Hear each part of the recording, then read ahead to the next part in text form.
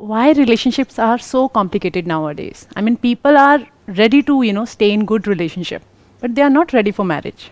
Relationship में किसी को प्रॉब्लम नहीं होती, बट जहाँ पर कमिटमेंट की बात आ जाती है वहाँ पे प्रॉब्लम हो जाती है, यानी मैरिज की बात आ जाती है वहाँ पे प्रॉब्लम हो जाती है. They don't want to be with one person for the entire life. Nobody is sure के whether it's the right decision for me और इट्स नॉट, क्योंकि सारी रिस्पॉन्सिबिलिटी आपके ऊपर आ गई है.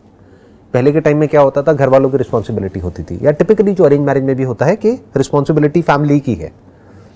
कल को कुछ गलत हुआ भी तो फैमिलीज आपस में बात कर लेती हैं. But when it comes to making your own decisions, that's going to be extremely complex, फिर चाहे वो रिलेशनशिप हो चाहे करियर हो, क्योंकि डिसीजन में इम्प्लाइड है कि वो डिसीजन गलत भी हो सकता है. करेक्ट. जैसे इंडिया में अगर आज की रेट में हम देखते हैं तो जो डिवोर्स रेट है वो बढ़ता चला जा रहा है. पहले के टाइम में इतना नहीं होता था. बेसिकली पेशेंस मिसिंग है. सबसे ज़्यादा जो मिसिंग है बेसिकली आज की डेट में वो है कि वी डोंट नो एग्जैक्टली कि हमको किस तरह का इंसान चाहिए अपनी लाइफ को स्पेंड करने के लिए. तो ये तो पहले भी नहीं पता था. पहले हम ऐसा सोचते ही नहीं थे कि मेरे को कैसा इंसान चाहिए.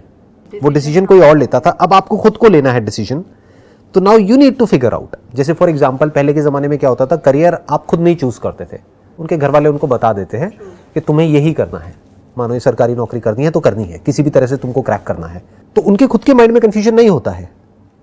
हाँ, अगर उनका क्वेश्चनिंग माइंड है, वो एक्चुअल में इंटेलिजेंट है, तो वो क्वेश्चन पूछेंगे कि यही क्यों करना है, वो क्यों नहीं करना है, इतने सारे ऑप्शंस है. बट जैसे ही वो ऐसा क्वेश्चन पूछेंगे तो ये मत समझो उनकी लाइफ अच्छी हो जाएगी. उनकी लाइफ और कॉम्प्लिकेटेड हो जाएगी शॉर्ट टर्म में. लॉन्ग टर्म में देयर इज अ पॉसिबिलिटी कि वो कुछ अच्छा कर पाएंगे, बट शॉर्ट टर्म में there is going to be lot of conflict, lot of turmoil, because एक तरफ से उनके पेरेंट्स होंगे जो उनके ऊपर प्रेशर क्रिएट करेंगे कि हमारे हिसाब से चलो, एक तरफ से उनको खुद को करना है, प्लस उनसे गलतियां भी होंगी. अब गलतियां जब होंगी तो और ज़्यादा सब लोग मिल करके उसको रियलाइज कराएंगे कि देखो तुमसे गलती हो गई. True.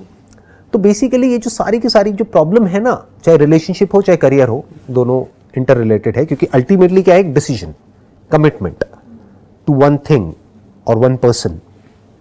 It boils down to कि भाई हमको डर लग रहा है डीप डाउन कि कहीं मेरा डिसीजन गलत ना हो जाए. तो कैसे क्लैरिटी दी जाए कि आप जो सोच रहे हैं, या तो उस पर रिसर्च की जाए उस टॉपिक पे, या प्रोबेबली अगर आपको कोई पसंद है तो पहले उसे टाइम दो, उसको ऑब्जर्व करो क्या करना चाहिए, जिससे आपको क्लैरिटी हो कि ये जो मैं चॉइस करने वाली हूँ अब ये मेरे लिए है और अब मैं इससे पीछे नहीं हटूंगी. ऐसा कॉन्फिडेंस कैसे आए? देखो, सबसे पहले स्टेप में तो चाहे वो लव मैरिज हो या अरेंज मैरिज हो, गिव इट सम टाइम. एकदम से हाँ मत करो, बिकॉज द मोमेंट यू से यस तो फिर सब कुछ बहुत कॉम्प्लिकेटेड होने वाला है. अब आपने एक बार कमिट कर दिया अरेंज मैरिज में, मानो कि एक दो बार आप मिले और आपने हाँ बोल दिया, अब आप पीछे हटोगे तो अननेसेसरी प्रेशर्स क्रिएट होंगे. बट जब तक आपने हाँ नहीं बोला है, चाहे कितना भी प्रेशर आए कि I want to meet that person again, maybe 2 times, 5 times, 10 times, कहने का मतलब है कि give it some time. Okay. Commitment इतनी जल्दी नहीं करनी. बिल्कुल नहीं करना चाहिए, क्योंकि पूरी लाइफ का सवाल है ना. जैसे करियर है, करियर में एकदम से आपने कोई चीज़ करी नहीं है, बस किसी को करते हुए देखी है और आपको लगता है कि ये करियर मेरे लिए बहुत अच्छा होगा और आपने कमिट कर दिया, और वहां पे आप गए उस ऑफिस में, आपने ज्वाइन किया, 4 दिन बाद समझ आया अरे मैं कहाँ फंस गया. It happens with me. हाँ, ये हुआ ना आपके साथ में, राइट. ऐसा ही रिलेशनशिप में भी होता है कि होता क्या है, हम जल्दीबाजी में कमिट तो कर देते हैं, बाद में हमको लगता है अरे ये कहाँ फंस गई मैं कहाँ फंस गया. ये तो बिल्कुल ही अलग पर्सनालिटीज है. मतलब ऊपर लेवल पे तो डिफरेंसेस रहेंगे, वो तो अच्छा है, बोलते हैं ना अपोजिट्स अट्रैक्ट, तो वो तो अच्छा है, बट जो फंडामेंटल्स हैं वो अलाइंड होने चाहिए. मतलब जो बेसिक वैल्यूज हैं आपकी और सामने वाले पर्सन की, that has to be aligned. Okay. कि आपने अपने लिए डिफाइन किया कि मेरे लिए ये टॉप 5 प्रायोरिटीज हैं इस रिलेशनशिप की, बाकियों पे मेरे को कोई फर्क नहीं पड़ता है, बट ये 5 चीजों पे कोई कॉम्प्रोमाइज नहीं होना चाहिए. ट्रू. ऐसे ही क्या वो सामने वाले की उन 5 चीजों से मैच होता है, वो उससे पूछना पड़ेगा अपना बताने से पहले. क्या ऑब्जर्व करना पड़ेगा? ऑब्जर्व करना पड़ेगा, ये नहीं कि वो क्या कहता है या क्या कहती है. कहते तो सब अच्छा है, कहते तो सभी अच्छा है, चाहे वो अरेंज मैरिज हो चाहे लव मैरिज हो, बट ये मत देखो कि वो क्या कह रहे हैं, ये देखो कि वो क्या कर रहे हैं. उनको उन 5 पैरामीटर्स पे एक एक करके टेस्ट करो. फॉर एग्जाम्पल, लुक्स उस टॉप 5 में है या नहीं है. You need to ask yourself. अब मैं किसी को भी जज नहीं कर रहा हूं, ट्रू. हो सकता है आपके लिए हो सकता है किसी और के लिए ना हो. अब वो आपको देखना है, या करियर स्टेबिलिटी ज्यादा इंपॉर्टेंट है, या उसका बिहेवियर ज्यादा इंपॉर्टेंट है, या वो रिस्पेक्ट कैसे करता है कैसे नहीं करता है वो ज्यादा इंपॉर्टेंट है. अब ये मत देखो वो आपकी रिस्पेक्ट करता है नहीं करता है, ये देखो कि एक गरीब आदमी की कितनी रिस्पेक्ट करता है वो, क्योंकि अगर रिस्पेक्ट कोई इंसान करता है तो या तो वो सबकी करता है या किसी की भी नहीं करता है। ये देखो उसके थॉट्स अपनी कंपनी के बारे में लेकर के क्या है, अपने बॉस के बारे में क्या है, अपने पेरेंट्स के बारे में क्या है। तो ऐसे आपको देखना है, कुछ 5 चीज़ें पहले तो डिफाइन करनी है, और ये माइंड में नहीं करनी है, लिख करके करनी है। इसको टाइम देना है, क्योंकि इससे इंपॉर्टेंट और कुछ नहीं है। ट्रू। आराम से देखा ठंडे दिमाग से कि ये 5 चीज़ें इसके अंदर है या नहीं है, जिसमें कुछ टाइम लगेगा, कुछ हफ्ते कुछ महीने लगेंगे। Got you. और इतना कुछ महीने तो देना बनता है ना, एक पूरी लाइफ का कमिटमेंट है। True. So my next question is, do you think it's okay to go for inter-religion marriage? I mean, although it's accepted now culturally, and we are very free now to choose our partner, but I can see that still parents are not ready for inter-religion marriage for their own children. वो अपनी जगह पर ठीक है, मैं उनको पूरी तरह से गलत नहीं कहूँगा, क्योंकि कंपैटिबिलिटी जिसकी हम बात कर रहे हैं ना, what is a relationship? It's basically a compatibility between 2 people and their families. Okay. क्योंकि आप अकेले तो एग्जिस्ट करोगे नहीं, आप सबके साथ में ही करोगे ना। We are all social beings, you don't exist as an individual. ये एक मिथ है कि मैं इंडिविजुअली एग्जिस्ट कर सकता हूँ या कर सकती हूँ। अगर इस पूरे प्लेनेट पे आपको अकेले छोड़ दिया जाए तो आप कुछ नहीं कर सकते। You need people to survive, True. You need people to support you, you need people to help you.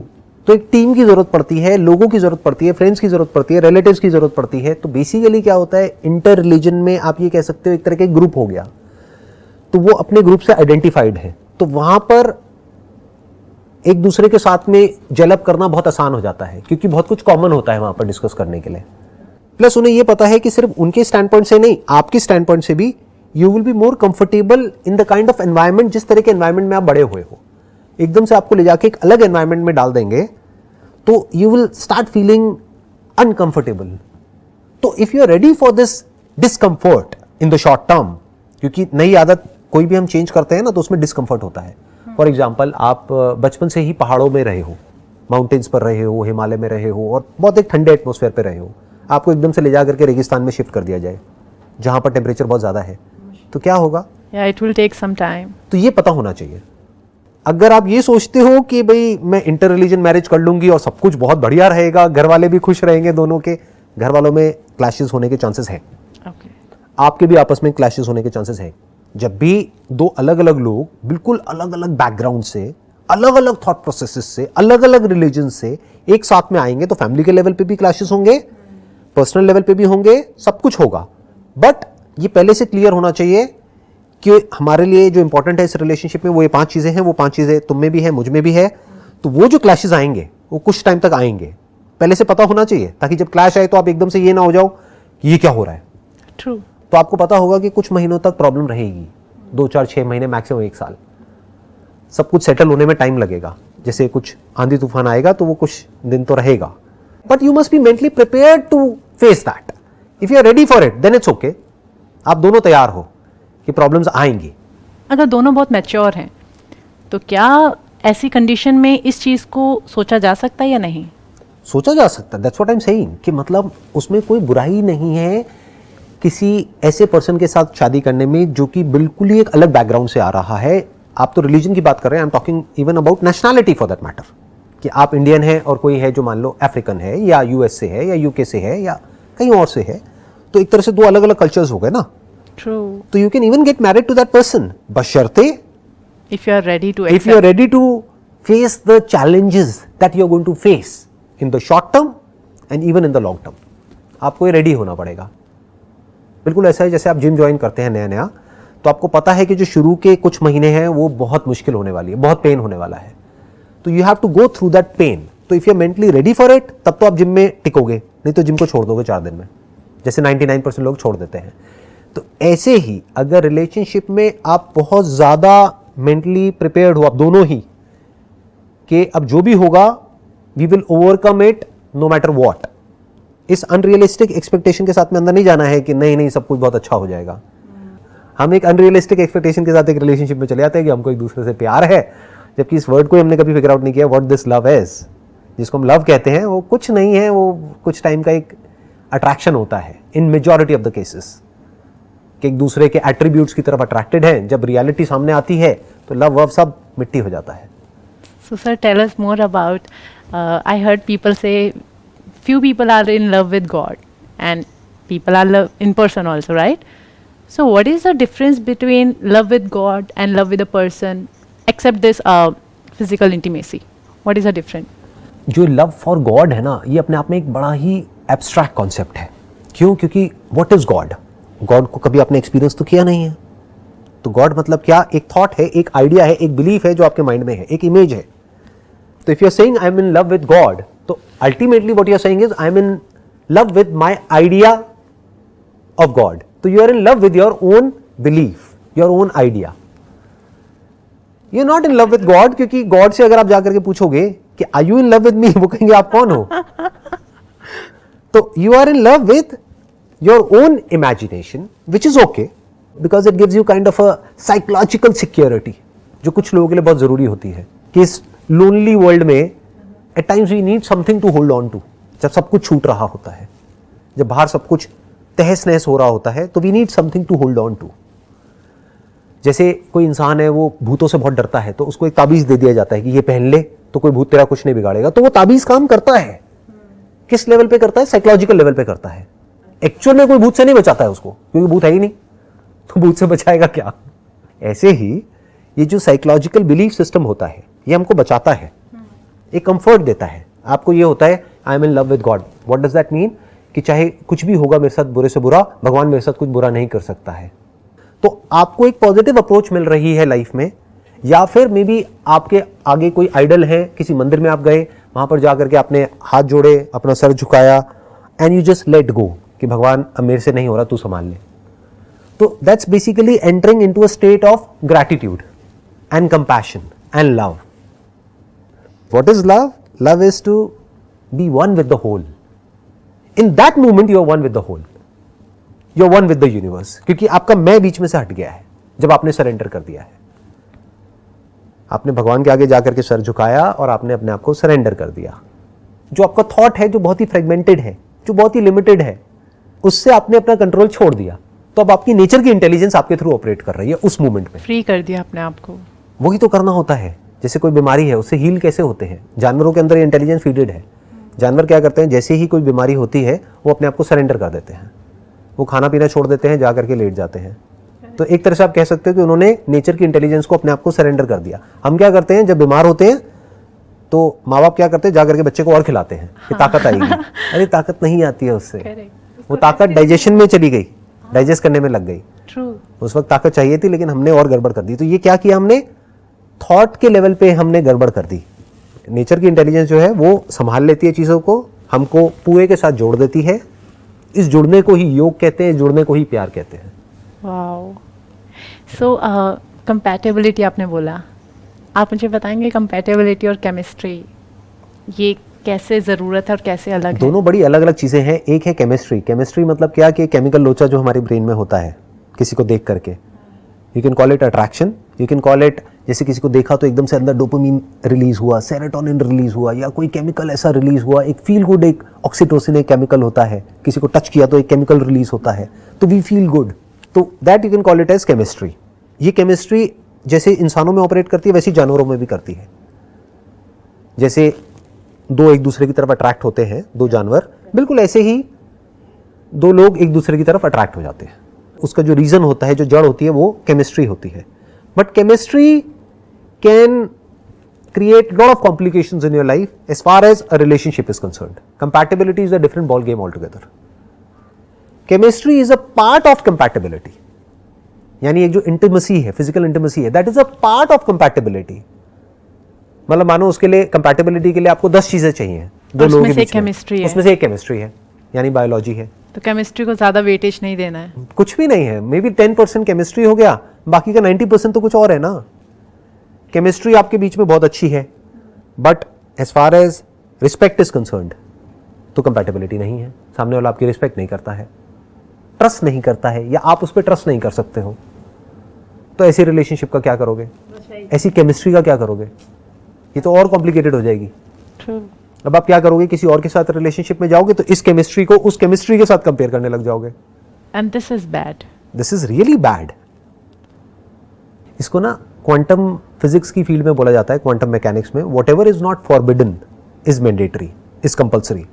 यानी क्या कि मान लो पास्ट में आपका किसी के साथ में कोई ऐसा रिलेशनशिप रहा है जहां पे केमिस्ट्री पॉइंट ऑफ व्यू से, physical intimacy point of view से बहुत अच्छा था, अब उसको आप भुला तो सकते नहीं, वो मेमोरी में फीडेड है। True. अब आप किसी पर्सन के साथ में गए, कमिट कर लिया, शादी कर ली, बट अब आप उसको बार बार कंपेयर कर रहे हो, तो एक तो आपकी ये रिलेशनशिप खराब हो रही है, प्लस अब there is a strong possibility अब आप यहां से हटोगे और अट्रैक्ट हो रहे हो आप उसकी तरफ, जहां पर आपको सिर्फ केमिस्ट्री वाइज कंपैटिबिलिटी है, बाकी जो 9 चीजें हैं वो सब बेकार है।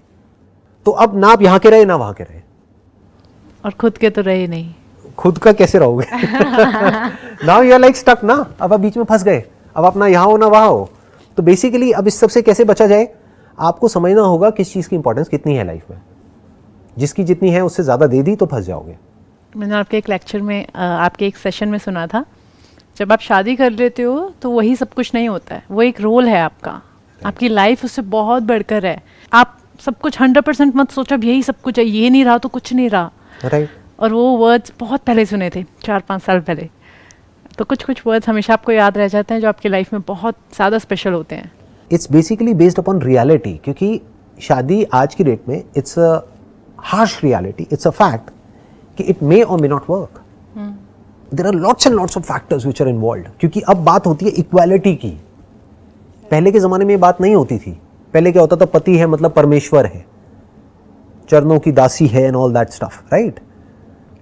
सती प्रथा होती थी और वो सब होता था, राइट, कि अगर पति की डेथ हो गई है तो मर जाओ, ये करो वो करो, व्हाटएवर।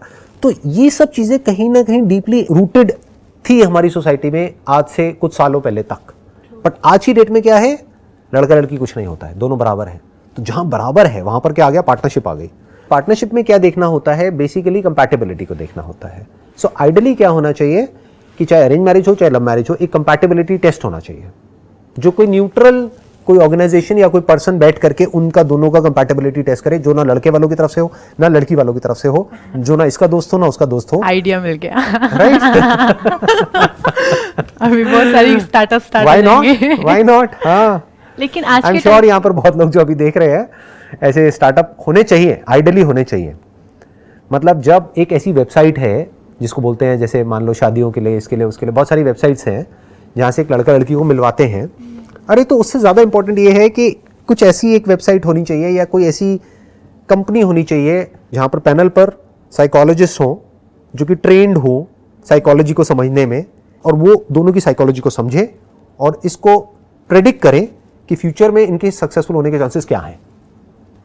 उसमें क्या होगा, दोनों से अलग अलग तरीके से क्वेश्चंस पूछे जाएंगे और फिर उसको मिक्स एंड मैच किया जाएगा, कुछ दिन लगाए जाएंगे, उसके ऊपर रिसर्च करी जाएगी, इंटरेस्टिंग, फिर वो अपनी एक फीस लेंगे जो भी रीजनेबल सी होगी। तो ये अपने आप में एक स्टार्टअप भी हो सकता है, why not. So basically sir आज के टाइम में रिलेशनशिप ले लो या मैरिज ले लो, आगे चल के प्रॉपर एक गिव एंड टेक थ्योरी रह गया है। इट्स लाइक आप मुझे इतना दें, मैं आपको इतना करूँगी। बिल्कुल।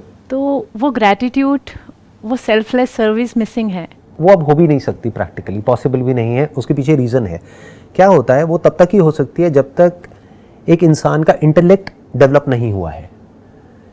जैसे फॉर एग्जांपल कोई पर्सन है, वो बात करता है सरेंडर करने की, वो ही कर सकता है सरेंडर जो कि एक्चुअल में भोला है, इनोसेंट है। वो सेल्फलेसली सर्विस भी कर सकता है या कर सकती है, बट जो वेल एजुकेटेड है और जिसका एक वेल फॉर्म्ड माइंड है, वेल फॉर्म्ड अपनी आइडेंटिटी है, अगर उससे पूछो आप कौन हो, तो वो पूरा प्रॉपर्ली डिफाइन कर सकता है या कर सकती है, मैं ये थी पास्ट में, अब मैं ये हूं, अब मैं ये करने वाली हूं। तो वो एक हार्डन्ड एक इंडिविजुअल है जिसका इंटेलेक्ट बहुत स्ट्रांग है। तो वो दिखा तो सकता है बाहर से, या दिखा सकती है कि नहीं मैं सेल्फलेसली ये करूंगा या वो करूंगी, वो एक्चुअल में नहीं कर सकता है। It has to be give and take. For example, अगर ऐसे दो लोगों की मैरिज होती है जो कि वेल एजुकेटेड है और इंटेलेक्चुअली साउंड है, और फिर अगर जो हस्बैंड है वो अपनी वाइफ को मार रहा है, पीट रहा है, तो वो एडजस्ट नहीं कर सकती है। She can't surrender, she can't be selfless there, it's not possible and it should not happen. Day one से क्लियर होना चाहिए कि it's going to be a partnership जिसके ये रूल्स होंगे, और ना आप ब्रेक करोगे ना मैं ब्रेक करूंगी। That's perfect. Okay. It was a pleasure talking to you. Same And here. wish you Thank all the you best so for much. whatever you want to do in your life.